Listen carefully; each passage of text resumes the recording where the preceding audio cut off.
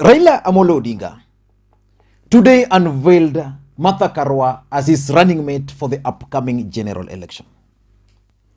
We are going to do a comprehensive analysis about the choice of Martha Karua.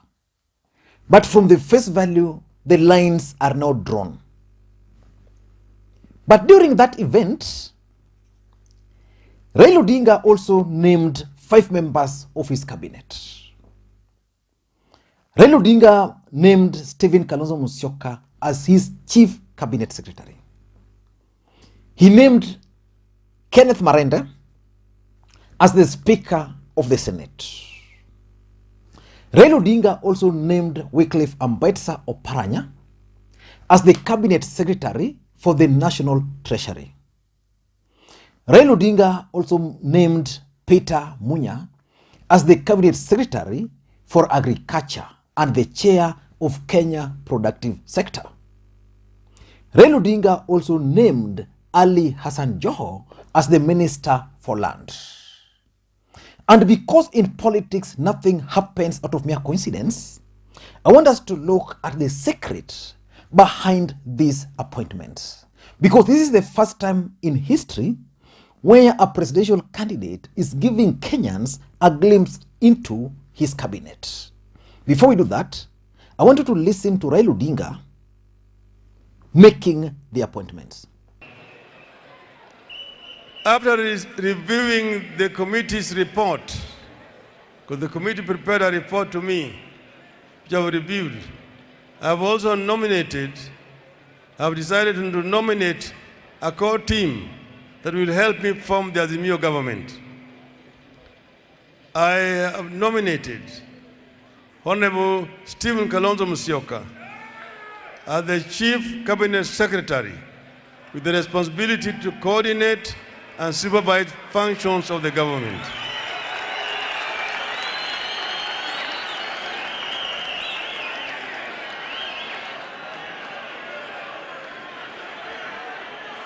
For the third arm of government, I nominate Honorable Kenneth Marende as the Speaker of the Senate. I further nominate Honorable Wycliffe Ambetsa Oparanya as the Cabinet Secretary for the National Treasury.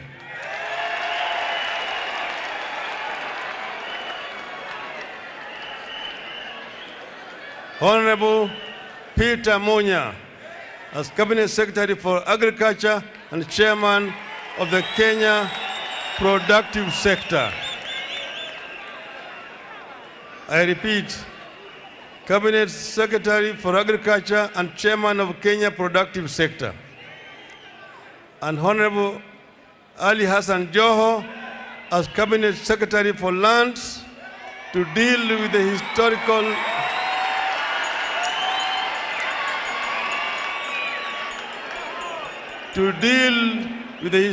land injustices in the coast region and within the borders of the Republic of Kenya once and for all. The public servants I have nominated above need no introduction. Their commitment to Kenya to change, efficiency, and their energy speak for itself. No, that's Raila Odinga. And by the way, Martha Karua will also serve as the cabinet secretary for constitutional affairs in that presidency. But why do you think Raila Odinga made these 5 appointments? In my view, these appointments were made specifically to deal with the prevailing political situation. Let us begin with the appointment of Stephen Kalonzo Musyoka. Why do you think Raila Odinga has named Stephen Kalonzo Musyoka as the chief cabinet secretary? In my view, Stephen Kalonzo Musyoka has been named to serve 2 main objectives. The first objective is that Raila Odinga is giving an offer to One Kenya Alliance. One Kenya Alliance wanted to produce a presidential candidate or to go alone. And when they came and joined Azimio, they insisted on one of them being nominated as the running mate. So Raila Odinga has nominated Martha Karua. Martha Karua was one of the co-principals in the One Kenya Alliance. So that's important to note. So by offering Martha Karua the presidential ticket and offering Kalonzo Musyoka the running mate, by offering Martha Karua the running mate and Kalonzo Musyoka the chief cabinet secretary, I think he's trying to appease the One Kenya Alliance. Number 2 is the Ukambani voting bloc. Politics is a game of numbers. That's the agreement. The other truth is that Raila Odinga has been paired with Kalonzo Musyoka before, and they've never succeeded.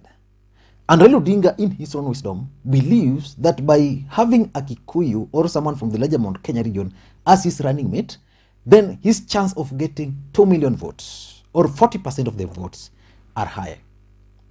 But doing that would have meant that Kalonzo Musyoka is going to be out of the equation. So he's offering Kalonzo Musyoka the chief cabinet secretary so that the Kamba nation can actually remain in Azimio. Because look at the other side. The chief cabinet secretary, which the deputy president is calling prime cabinet secretary, has gone to Musalia Mudavadi. And the speaker of the Senate has gone to to the coastal region. What other appointment are they waiting for? None. So at least Raila Odinga is offering the Kamba nation. In my view, that's how I'm looking at the appointment of Stephen Kalonzo Musyoka as the chief cabinet secretary. The Raila Odinga is going further to appoint Kenneth Marende as the speaker of the Senate and also Wycliffe Ambetsa Oparanya as the cabinet secretary for National Treasury, basically the Minister for Finance. I want to combine the two appointments. Why do you think Raila Odinga offered those two appointments to the Luhya nation? Again, this is in response to what UDA is offering, or what Kenya Kwanza is offering to the Luhya nation. Kenya Kwanza is offering the Luhya nation the prime cabinet secretary through Musalia Mudavadi, and then they are offering him the Speaker of the National Assembly through the Senator for Bungoma, Moses Masika Wetangula. But the condition which Kenya Kwanza is putting on them is that they must deliver 70%. And these guys have been asking the Azimio team to tell the larger Western Kenya what they have for them. So Raila Odinga is telling them, for us, we have the Minister for Finance here. I'm giving it to you. So it will be upon the Minister of Finance to allocate money to the sugar industry. It will be upon the Minister for Finance to offer any other thing. Remember, the position of the Prime Cabinet Secretary, or the one Raila Odinga is offering Kalonzo, is not in the Constitution. So the Minister of Finance will be more powerful constitutionally than these other ones, unless the Constitution is going to be changed. And Raila Odinga is then going further to Musalia Mudavadi's home county of Vihiga, and telling them that I'm going to give Kenneth Marende the Speaker of the Senate. So in my view, Raila Odinga is targeting two main voting blocks in Western. That is Kakamega and Vihiga. Already he has Busia. So Paranya will deliver the Kakamega. Marende will help in persuading the Vihiga people that is going to be the Speaker of the Senate. At least that's assured. Let us wait and see how all these things are going to unfold. But in my view, it's all about the larger Western Kenya voting bloc.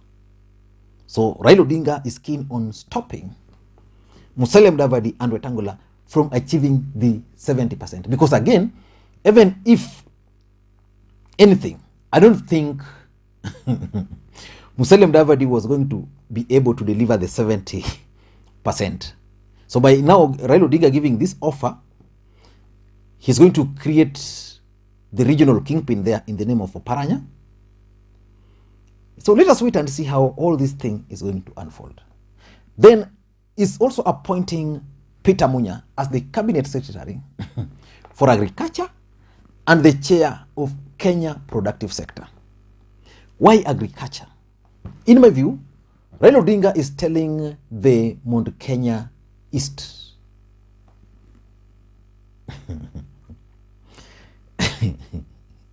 that I have you guys in my heart. So he's targeting the Meru, the Tharaka. Remember, William Ruto shortchanged Professor Kithure Kindiki. Kithure Kindiki promised Kenyans that he was going to issue a statement today. Up to this time, I think it's around 10 minutes past 4. No statement from him. So the region is actually very bitter with the William Ruto. So Raila Odinga is telling them, your son is going to be the Minister for Agriculture again, and is going to be in charge or the chairperson of the Kenya productive sector. The Ministry of Agriculture is the one which is normally used to incubate leaders. So in my view, I tend to think that Raila Odinga and Uhuru Kenyatta are telling the Mount Kenya is that we are grooming your son. So it's upon you guys to support him. There were celebrations across the larger Mount Kenya region when Martha Karua was named. Of course, they might have been mobilized, but it was a signal. So the other side, Peter Munya will be there, already appointed, so they are assured. And then we go to Coast. Ali Hassan Joho. You know, Coastal region has one major problem. The problem of land, the land injustices.